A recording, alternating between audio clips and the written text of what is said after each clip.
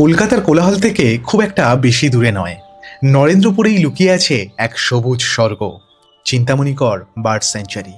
এখানে প্রবেশ করলেই মনে হবে যেন আপনি শহর ছেড়ে প্রকৃতির কোলে এসে পৌঁছেছেন।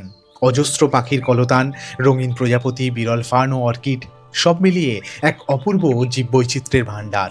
এক সময় এটি ছিল বিশাল এক আমবাগান, নাম ছিল কায়লার বাগান। 1982 সালে এটিকে অভয়ারণ্য হিসাবে ঘোষণা করা হয়।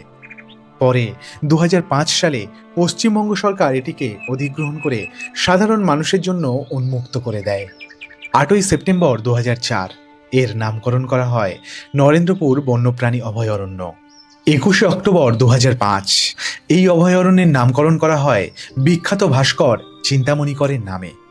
তিনি শুধুমাত্র একজন শিল্পী ছিলেন না, ছিলেন একজন প্রকৃতিপ্রেমীও।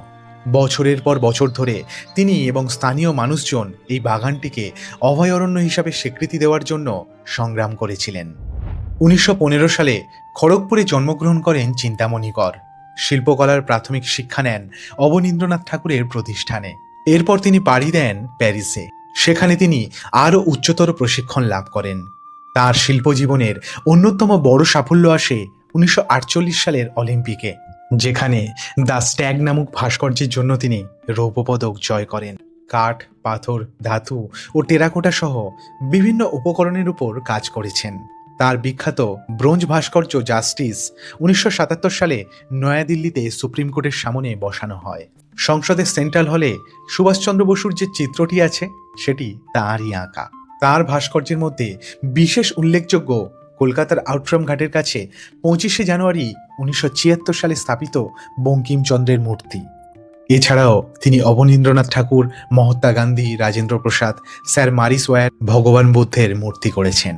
শেষে সারা জীবনের সৃষ্টি ও সংগ্রহ নিয়ে তিনি নরেন্দ্রপুরের আবাসন সহ স্টুডিও ও সংগ্রহশালা গড়েছেন, যেটি তিনি রাজ্যের তথ্য ও সংস্কৃতি দপ্তরের কাছে দান করে গেছেন।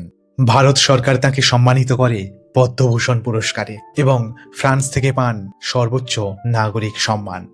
1905 সালে তার মৃত্যুর আগে তিনি প্রতিষ্ঠা করেন ভাস্কর ভবন ট্রাস্ট, যা আজ একটি সংগ্রহশালা হিসাবে তার এবং তার স্ত্রীর শিল্পকর্ম সংরক্ষণ করে চলেছে। আজকের এই অভয়ারণ্য শুধুমাত্র শহরের বুকে এক টুকরো বেড়ানো স্থান নয়, এটি এক মহান শিল্পীর স্বপ্ন, সংগ্রাম আর ভালোবাসায় গড়া এক ভাস্কর্য।